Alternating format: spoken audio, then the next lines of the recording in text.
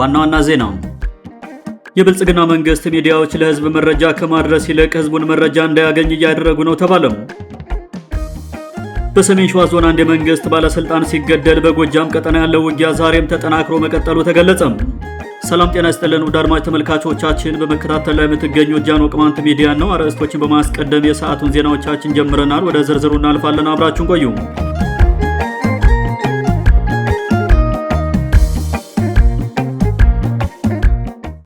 የብልጽግና መንግስት ሚዲያዎች ለህዝብ መረጃ ከማድረስ ይልቅ ህዝቡን መረጃ እንዳያገኝ እያደረጉ ነው ተባለም። በሀገሪቱ በጀት የሚንቀሳቀሱ የብልጽግናው መንግስት ሚዲያዎች ዋና ዓላማቸው በእያንዳንዱ ሴክተር መንግስት የሚሰራቸውን ተግባራት ለህዝብ ማሳወቅ ቢሆንም በተግባር የሚሰሩት ግን ህዝቡ መረጃ እንዳያገኝ ማፈን ነው ተብሏል። ጠቅላይ ሚኒስትሩ ለፓርላማ አባላት ጥያቄዎች መልስ ከሚሰጡበት የምክር ቤት ውሎ ውጭ አንድም የመንግስት እንቅስቃሴ ሙሉ ገጽታውን በሚያሳይ መልኩ ለህዝብ ይፋ አይደረግም የሚሉ ወገኖች መንግስት ከሚዲያ ተደብቆ የሚሰራው በራስ መተማመን ሲያጣና የሀገሪቱን ህግ በራሱ እየጣሰ በሴራ ለመምራት ሲሞክር ነው ሲሉ ተናግረዋል። አንዳንድ የመንግስት እንቅስቃሴዎችን በተመለከተ ይዘግባሉ ተብለው የሚጠበቁ ቲቢሲና ፋና ቴሌቪዥንም ከአንድ ደቂቃ የማይበልጡ ንግግሮችን ብቻ ቆርጠው ማህበራዊ ሚዲያቸው ላይ ከማጋራት ያለፈ የረባ ነገር አይዘግቡም ተብሏል። እነዚህ የመንግስት ሚዲያዎች 24 ሰዓት ሙሉ የማህበራዊ ሚዲያ ገጾቻቸውን የሚያጠለቀልቁት በጠቅላይ ሚኒስትር አብይ አህመድ አጫጭር ንግግሮችና ጠቅላይ ሚኒስትሩን በሚያንቆለጳጵሱ አድርባይ ጋዜጠኞች ስብከት መሆኑን በርካቶች ይስማማሉ። የሚያቀርቧቸው የተቆራረጡ ንግግሮችን ቢሆኑ ተናጋሪው መቼ እንደተናገራቸው የትና ለምን እንደተናገራቸው የማይጠቁሙም ዜጎችን ለማወናበድ ሆን ተብለው የሚለቀቁ መሆናቸውን የሚገልጹ ወገኖች ድርጊቱን የቀጣፊ ስርዓት ህዝብ ማጭበርበሪያ ዘዴ ብለውታል።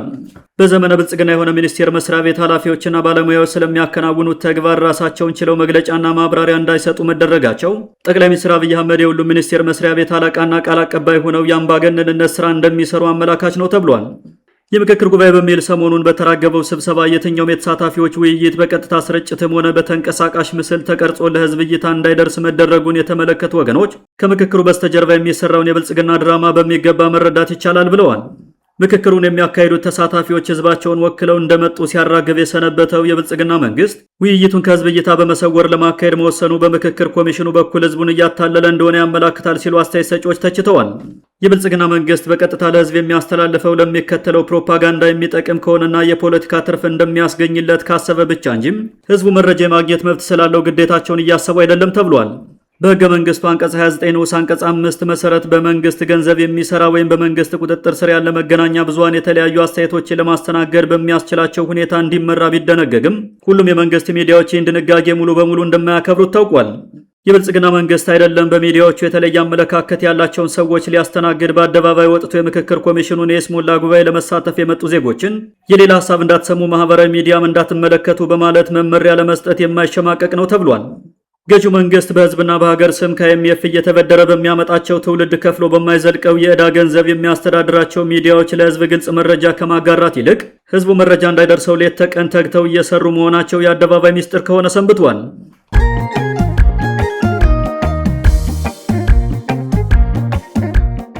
በሰሜን ሸዋ ዞን አንድ የመንግስት ባለስልጣን ሲገደል በጎጃም ቀጠና ያለው ውጊያ ዛሬም ተጠናክሮ መቀጠሉ ተገለጸም። በሰሜን ሸዋ ዞን የባሶና ወራና ወረዳ ሰላምና ጸጥታ ጽሕፈት ቤት ምክትል ኃላፊ የነበሩት አቶ ተስፋዬ ጌታቸው ትላንት ሐምሌ 13 ቀን 2018 ዓ.ም በደብረ ብርሃን ከተማ ከታጣቂዎች በተተኮሰባቸው ጥይት ህይወታቸው ማለፉ ታውቋል። የወረዳውን ኮሚኒኬሽን ጨምሮ የአካባቢ መንግስት ማህበራዊ ሚዲያዎች የሰላምና ጸጥታ ጽሕፈት ቤት ኃላፊው በደብረ ብርሃን ከተማ በስራ ጉዳይ ሲንቀሳቀሱ ካልታወቁ ኃይሎች በተተኮሰባቸው ጥይት ህይወታቸው ማለፉን ተናግረዋል። በአካባቢው የሚንቀሳቀሰው የፋኖ ኃይል በበኩሉ በባለስልጣኑና አጃቢዎቻቸው ላይ እርምጃ የወሰድኩት እኔ ነኝ የሚል መረጃዎችን እያሰራጨ ይገኛል። የአካባቢው ካድሬዎች የሥራ ባልደረባቸው ማንነታቸው ባልታወቀ ሰላም ጠል ኃይሎች ህይወቱን ማጣቱን ቢናገሩም ባለስልጣኑ በተጠና መንገድ በፋኖ እርምጃ እንደተወሰደበት የዓይን እማኞች ተናግረዋል። የዓይን እማኞች አክለውም ታጣቂዎቹ በባለስልጣኑ ላይ ተኩስ ሲከፍቱ አብረውት የነበሩ ሌሎች አጃቢዎች ጭምር ሳይገደሉና ሳይቆስሉ እንዳልቀረም ጠቁመዋል። አቶ ተስፋዬ ጌታቸው ከዚህ በፊት ፋኖ ነኝ በሚል ሸፍተው የጫካ ታጣቂዎችን በአመራርነት ሲያገለግሉ የነበሩና ብልጽግና መንግስት ያቀረበውን የሰላም አማራጭ ተቀበሉ ብሎ ጥሪ ሲያቀርብ እጅ ሰጥተው የታድሶ ስልጠና በመውሰድ የወረዳው ሰላምና ጸጥታ ጽሕፈት ቤት ምክትል ኃላፊ ሆነው ተሾመው እንደነበር ጃኖ ቅማንት ሚዲያ ከአካባቢ ያገኘው መረጃ ያመላክታል።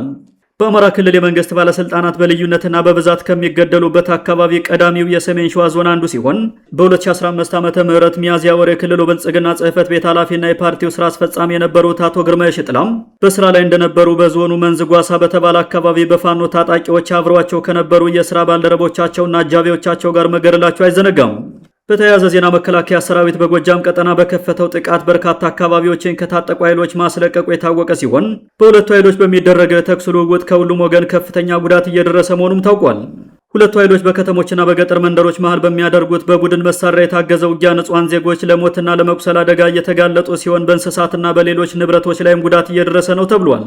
ከሳምንታት በፊት በጎንደር ቀጠና በተለይም በምስራቅ ደንቢ አካባቢ በሚንቀሳቀሱ የፋኖ ታጣቂዎች ላይ መከላከያው በከፈተው ድንገተኛ ጥቃት ከ100 በላይ ፋኖ አመራሮችና አባላቱን ከደመሰሰ በኋላ ይህን ተሞክሮ በጎጃም ለመድገም ታቅዶ ዘመቻ መጀመሩን የሚናገሩ የመረጃ ምንጮች በጎጃሙ ዘመቻ የክልሉ ታጣቂ ከመከላከያው ጋር ተቀላቅሎ በመዝመቱና ከጫካው ፋኖ ጋር ግንኙነት ያለው ካድሪ መረጃዎችን አስቀድሞ ስለሚያወጣ በታቀደው ልክ ውጤታማ የመሆኑ ጉዳይ አጠራጣሪ መሆኑን ገልጸዋል። መከላከያው ደጋዳሞትን ጨምሮ በአብዛኛው የጎጃም ቀጠና በከፈተው ዘመቻ ከፍተኛ ድል እንደቀናውና በርካታ የጽንፈኛ ታጣቂዎችን መደምሰሱን እንዲሁም በፋኖ እጅ የነበሩ የመንግስትና የግለሰብ ተሽከርካሪዎችንና የጦር መሳሪያዎችን እያስመለሰ መሆኑን በራሱ የፌስቡክ ገጽና በመንግስት ሚዲያዎች በስፋት እያስነገረ ሲሆን በቀጠናው የሚንቀሳቀሰው ራሱን የጎጃም ፋኖ ብሎ የሚጠራው ቡድን በበኩሉ የብልጽግናን ሰራዊት እየመከተውና በመልሶ ማጥቃት እየገደለና እየማረከ መሆኑን አንዳንድ ፎቶዎችንና የምስል ማስረጃዎችን ጭምር በማጋራት በአፈቀላጤ የማህበራዊ ሚዲያ ተጠቃሚዎቹ በኩል እያስነገረ ይገኛል። የትናንት ወዳጆችና ስልጣን ያጣላቸው የብልጽግና መንግስትና ጽንፈኛ የፋኖ ታጣቂ አንዱ ስልጣኑን ለማስጠበቅ ሌላው ስልጣን ለመንጠቅ በከተሞችና በመንደሮች ውስጥ በሚያደርጉት ኃላፊነት የጎደለው ጦርነት ቁጥራቸው በውል የማይታወቅ ንጹሃን ዜጎች ተገድለዋል። በርካታ የህዝብና የመንግስት ተቋማትና መሰረተ ልማቶችም ወድመዋል። በሚሊዮን የሚቆጠር ህዝብም ተፈናቅሏል። ውድ አድማጮቻችን ለዛሬ የነበሩን ዘገባዎችን ይመስሉ ነበር። መልካም ጊዜ ሁላችሁ